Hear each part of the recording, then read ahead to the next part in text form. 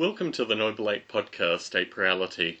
I'm Tom Barbalet, and today 2 topics, but before I begin with them, I'd like to talk a little bit about folks coming and visiting me in Las Vegas, because I received word that Steve Grand was currently doing a tour of, I guess you'd call it the southwest of the US, and he originally planned it to come to Las Vegas and say hello, possibly spend an evening discussing artificial life and other related topics.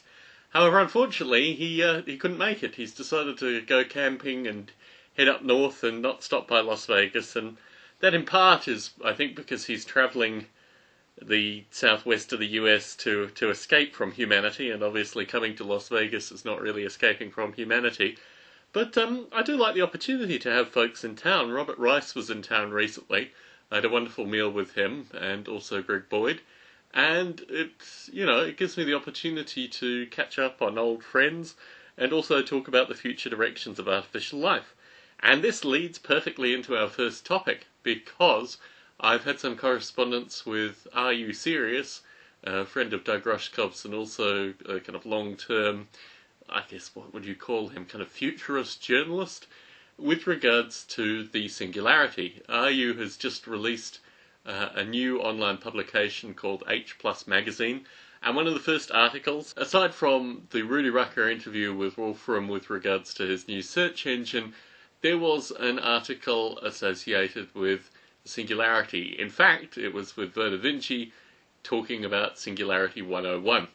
So through last year, I think I developed a policy when singularity-related articles are published online, interviews, discussions, to approach the journalists concerned and present them, the artificial life community, as something that is in fact far broader, richer, and also in stark contrast to the singularity movement, and also something which indicates that we are living in a post-singular world, which I think is the kind of continued narrative of Biota Live, and also certainly my recent publishing in Dick Gordon's book, Divine Action, Natural Selection. So I've had some correspondence with RU, and I'm hopeful that an article will be written in the near future describing the artificial life community and this idea of being in a post-singular world. And I think my hope is what comes from this is the idea that there needs to be some new scholarship. There needs to be both a new philosophy and a new science that actively describes what is going on currently and also gives some discussion with regards to the future. I think my main concern with regards to the singularity movement is that it really is based on kind of 30-year-old science fiction methodology and doesn't acknowledge the contemporary power of computing, and also that survival is probably a far better intelligence metric than human intelligence with regards to actually moving beyond this point of the human intelligence paradigm, which in summary is basically what I talk about in Dick Gordon's book, and also what I talked about in my Shrink Wrap Radio interview of December 2007. So, long history with regards to this in terms of my talking and writing on it, and it would be nice to be in something like H+, pushing H+'s readers onto the Biota site and onto the many contributors and participants in Biota Live and other related Biota resources. So that is my hope within the next few days, and if that does happen, it'll be something just to go push the discourse forward a little bit and also identify the artificial life community on the already, I guess in some regard we're kind of preaching to the choir with regards to what I would imagine the standard readership of H+ will be. Certainly from Dick Gordon et al.'s perspective, anything that gets more people's eyes on the book is a good thing, and certainly with recent correspondence with Dick, I think this will be much needed in terms of providing some degree of discussion associated with the book. So, as it is currently in a period of flux, but it'll be interesting to see what comes of it. Something I hadn't actually considered talking about, but I thought I might raise briefly here, is Dick Gordon, Bruce Damer's programmer, Peter Newman, Bruce Damer and I had what has been called now an intervention with Bruce Damer associated with the EvoGrid. And I'm going to talk a little bit about this in Biota Live as well, bar to say here that I think obviously the EvoGrid initially had some, to use a horrible modern cliche, quite close stakeholders in the artificial life community, and obviously what has happened more recently is the EvoGrid has become a lot broader and in some regard whilst it has called itself EvoGrid Deep, in terms of the breadth of the project has increased dramatically. Certainly my own private correspondence with Bruce Damer is related to the fact that this is in no way a project that Bruce alone can handle, and I think even communicating and having the opportunity to chat with Peter Newman more recently, it gave me a clear indication that, Peter is feeling this in some regard too.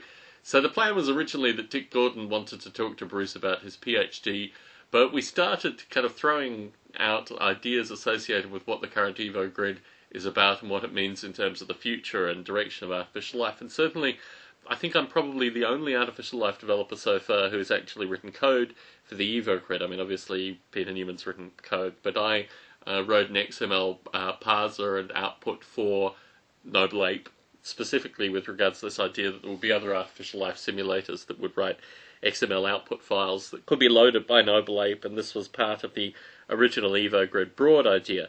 I don't know, it was kind of an exhausting 2.5 hours worth of discussion. I'm not really sure what came out of it. Certainly through brief correspondence it seems that Bruce is continuing along the same path, and I think certainly the concerns that were raised, I mean my own personal concerns related to the artificial life community and the fact that there was a huge amount of good faith here that could be utilised productively if Bruce was interested, and I think the other parties made their own points. So I don't know whether there will actually be any directional shift with regards to the EvoGrid, but I think for all the parties who participated, there were certainly things that needed to be said. So really what I wanted to talk today about, aside from the potential of an Are You Serious H+ interview article discussion roundtable associated with contemporary artificial life being post-singular and really a window into the post-singular contemporary world, was the Cocoa implementation. And for folks who followed me on Twitter, my surname Barbalay is my Twitter name, you will know that I've been doing quite a bit of development associated with Cocoa currently, and I've actually gotten some quite good results. In fact, there is now a relatively functional version of Noble Ape simulation running through Cocoa. I used the OpenGL graphics component, which in some regards sped up the graphics implementation. I've implemented a lot of the mouse-related functionality that didn't even exist in the 64-bit Carbon version, and now it's down to menus and file handling, and then there'll be a Cocoa implementation of Noble Ape. When you actually seriously sit down and invest time, when you take days into this kind of thing, then you're always going to get positive results, and that's really what's happened here. There's been a cliche, this idea that whilst artificial life developers are, not gainfully employed, they can actually spend their time working on their own projects. This is ultimately what has happened here. I mean, my concerns with regards to that narrative have always been that really artificial life developers should be gainfully employed creating artificial life, and in this regard, the idea of them being unemployed and thus wonderful, be able to develop their own projects, kind of counteracts the long-term movement that I'd like to see through the artificial life community.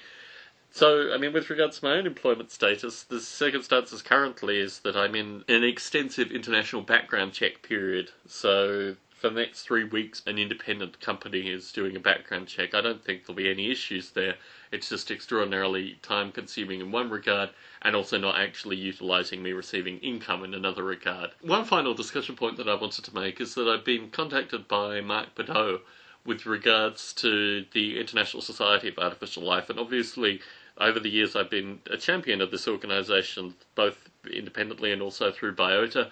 I think there's a lot of potential for the future. We've interviewed Mark once and had him on Biota Live more recently, and he contacted me to ask if I was interested in working with the International Society Board to actually start addressing some of the issues specifically that I've raised with regards to, firstly, reaching out to industry, obviously reaching out to the artificial life hobbyist community, but more importantly, unifying what this thing called artificial life is through textbooks and also outreach into industry, and doing this in a fashion where rather than them being, 40, 50 courses taught to undergraduates and graduates all over the world, that this coursework and structure actually start getting unified to be similar to something like biology, physics, political science, what have you. And certainly Mark was very receptive to that, and I think really it's a no-brainer. It's something that if there was a functioning International Society of Artificial Life board, they would be doing anyway. But Mark has asked me to participate in the board not as an active member. Unfortunately, I wasn't able to nominate for the board because the nominations were taken at the last A-Life conference. I won't be able to attend the next A-Life conference. I think this is relatively clear. And I think the locations and also the timing and the lack of A-Life conferences in the US are all issues that I'd want to raise with the board anyway. I think whilst artificial life is obviously an international movement, there are a number of international conferences that cater to artificial life, and there are none in the US currently. And I think particularly when you look at groups like Grey Thumb, but also, well, Grey Thumb as it exists in Silicon Valley and also Boston, there are clearly regional artificial life communities in the US that would benefit from an artificial life conference in the US. And certainly in terms of my own travel availability, the only kind of conference I could attend is a US conference, and even then with a sufficient amount of planning, forethought and savings associated. I mean, moving into this new job, it doesn't look like a majority of the issues associated with my ability to travel internationally or to conferences is going to be resolved. So I'm just going to be under the same circumstances that I was in my previous job in terms of my ability to travel to these conferences. This is one of the many topics that I'd like to raise with the new International Society for Artificial Life Board, and Mark Bordeaux has asked me to participate. So it'll be interesting to see what comes of this. I mean, I think in some regard this is at a similar stage, if not even more pre-preliminary than the potential of a H+ interview article, what have you. But time will tell. I mean, I think it's important that Mark is reaching out, and it would be nice to have some discourse that actually moves this whole artificial life movement forward in a productive fashion coming from the International Society. So in that regard, obviously, I would have liked to have been a participant in the election, but as someone who wasn't able to participate in the election, certainly being given an olive branch in some regard in terms of assisting how this thing works in the future, that's a good thing. That's a good thing. I can't complain. More personal news, we have a new animal in the house, a new sentient creature. Following the death of our schnauzer Charlie in, I guess, October last year, obviously my wife in particular went through a relatively long grieving process. However, we now have a Jack Russell that we picked up from the local pound. He's a 3-year-old. We're calling him Holden, which may be interesting for the Australian listeners, because Holden obviously has a particular connotation in Australia. But my wife wanted a kind of new American-sounding name, and obviously Holden Caulfield et al. Holden is a good American name too. So we have a new Jack Russell, or, well, a 3-year-old Jack Russell in the house. He's got a lot of energy. It's good to have a young dog. And he's certainly working with the cats currently. I did want to say one final thing. When I finish with the Cocoa implementation, there are 2 things that I want to work through specifically. The first is Noble Ape over network, which I think is something which has just been a really long time coming.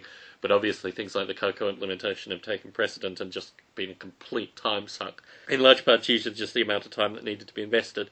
And in a similar time frame, I also want to reintroduce the fierce feline, which I've been talking about for a while too. So this idea of Noble Ape over the network, multiple machines all running Noble Ape, all communicating simulation information, and also the reintroduction of the fierce feline into the Noble Ape simulation. These are 2 things that are coming up in the future. So for correspondence, feedback, ideas, tom@nobleape.com. Thank you very much for tuning into this podcast. Look forward to you tuning into the next podcast.